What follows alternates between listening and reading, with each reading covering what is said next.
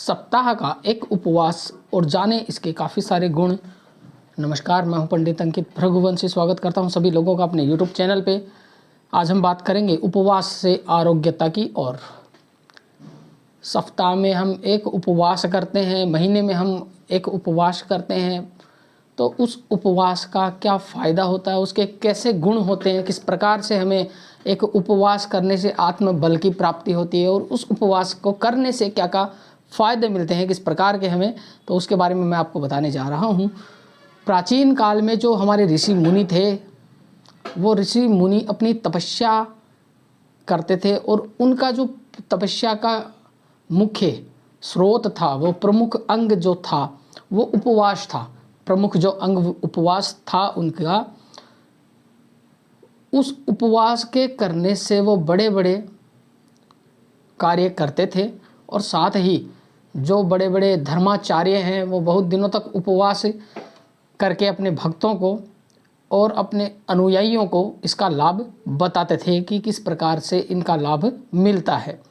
हिंदू धर्म में उपवास जो है वो रखने की एक परंपरा सदियों से चली आ रही है।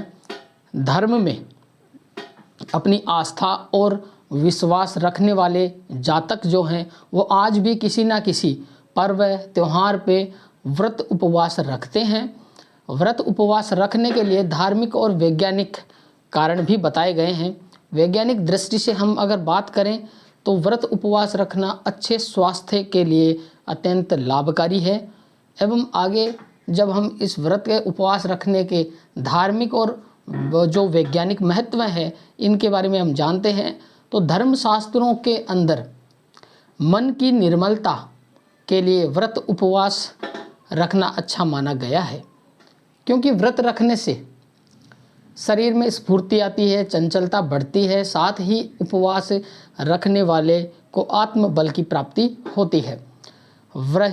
एक साइड से यहाँ पे हम बात करें व्रत की, व्रत के प्रभाव से जो इंसान को चिंता रहती है, मानसिक तनाव रहता है और इन परेशानियों से जो रोग उत्पन्न होते हैं वह रोग निष्क्रिय हो जाते हैं एक उपवास को करने से।